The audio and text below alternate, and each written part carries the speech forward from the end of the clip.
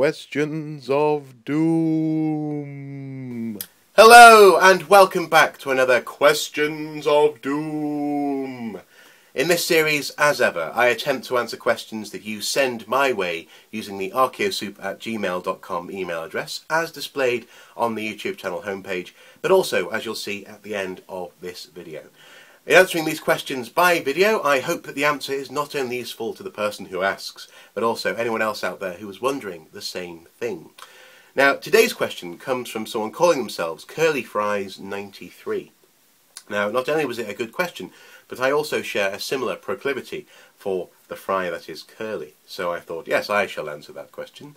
So this question is very specific, but very controversial as well. So it goes something like this. Dear Archaeosoup, I am not an archaeologist, and I do not study archaeology. However, I have two friends who are studying archaeology. One is doing a BSc, the other is doing a BA. They both claim that archaeology is a science and an art, respectively, and both have very strong feelings on the subject. Can you clear this matter up for me and my friends? Yours sincerely, Curly Fries 93. Well, Curly Fries, can I call you Curly? Hello, Curly. You're right. In archaeology, there is, well, mainly amongst students, there is a bit of an argument about whether or not archaeology is an art or a science.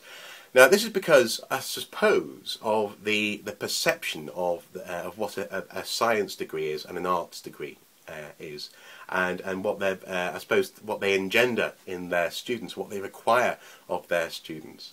So, an arts degree is often seen as a bit wishy-washy. No real accountability, but also it requires creativity, analytical thought, and a certain level of imagination.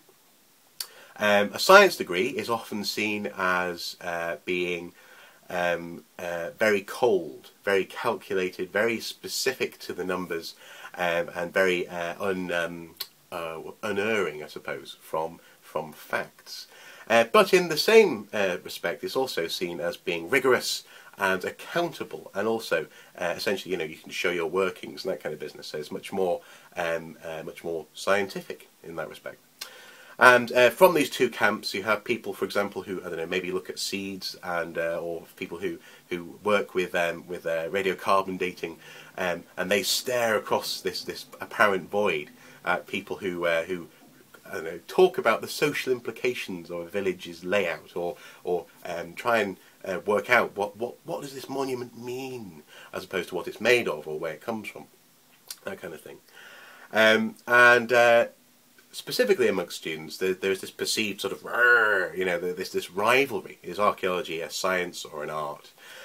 As soon as I announced that I was going to be answering this question, on the Archaeosoup Facebook page, there was a certain intake of breath that was perceivable, like, and then, oh dear, oh, you're a brave man taking that on board. But put simply, my answer is archaeology is both an art and a science. In terms of its approach to our past, it needs both aspects, I'd say, in order to be a worthwhile topic, a worthwhile subject. Now, I shall talk you briefly through my reasoning on this.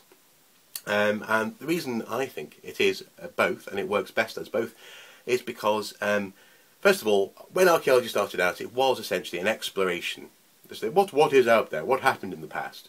And people created essentially timelines of pottery types and cultures, and it became almost a narrative of the past. And this tradition was very worthwhile. But ultimately, it didn't really answer some of the key questions about the nature of life in the past, but also the nature of what it is that people were looking at. How was this pot made? That kind of thing. So, arguably, with so-called new archaeology in the 1960s and 70s, there was a so-called loss of innocence, and we moved away essentially from, I suppose, collecting and describing to analysing and quantifying archaeology, and this was very successful, and actually brought, I suppose, archaeology in a bit more accountably. It sort of helped archaeology to mature and become a slightly more respected subject, and it only took 70 years to get there. But what I would say is that there was almost immediately a backlash, with people saying, but what we're dealing with is people, and people aren't numbers. They're not robotic. They're not automatons, and you can't necessarily quantify their behaviour. And ultimately, archaeological remains are the result of human behaviour. You can't quantify the behaviour simply using scientific methodology.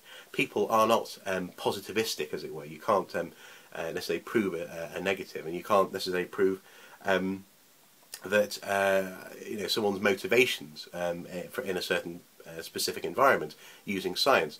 So people then, in some cases, went back to being a little bit more interpretive. And in this way, archaeology has developed, and it's now a situation where the objects, by necessity, have to be examined using scientific methods. The best analysis is a scientific one. You can tell, for example, we looked at pottery recently. You can tell where pots come from, how it's been made, and therefore the technology behind the pot. You can tell how old the pot is using scientific methods, and you can also, excuse me, in some cases even trace the same maker in different places by their fingerprints left upon the clay. So this is very much scientific observations at their best, and they're really helping understand the pot. But at the same time, the pot comes from a cultural context. So then, to understand, for example, its use, you need to gain an appreciation of the patterning on it. What did this mean to the people who made it? Was it used for food stuff? Was it used for edible or non-edible things? Was it used for rubbish, in fact? And you can tell this by analysing the patterns and the patterning and the way it's been handled. And that isn't necessarily, it's a non-metric variable. You can't necessarily measure it.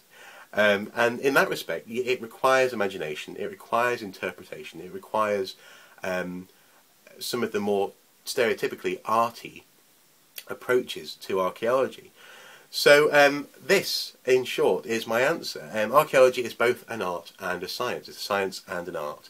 It's a sart, or an iance, an urns. Archaeology is an urns. And it is best as that, because we are dealing with human behaviour and people in the past, but at the same time you need facts around which to base that human behaviour and those observations. So science provides, well, the scientific approach provides much of the skeleton upon which we hang our interpretations. It is the netting, as it were. Excuse me, I've still got a bit of a cough, by the way. This is the netting, as it were, upon which we hang everything else, all of our discussions and our inferences about people in the past. And I suspect, Mr. or Mrs. Curly Fries 93, that your friends, as they mature in their archaeological careers, will come to understand that it's not such a dichotomy, it's not black and white. And often, a person who spends their days in a lab doing radiocarbon dating cannot help but think artistically about what it is they're doing and think, what did this pot mean? At the same time, someone who is contemplating the meaning of a monument will always, or hopefully always, come back to going, well, actually, can we tell where these stones came from? And then go and use some sort of petrological graphy, as it were. Stone analysis. I'm terribly sorry, but the names slipped my mind. To find out where the stones come from. So both actually come into archaeology, and almost in a almost uniquely beautiful way, archaeology meets in the middle, and out comes interpretations of my past, your past, and indeed everybody's past in the world through, I suppose, imagination and scientific endeavour. And I suppose a good way to end and to close this video would be to quote Einstein, who says that imagination is more important than knowledge, for imagination is unlimited.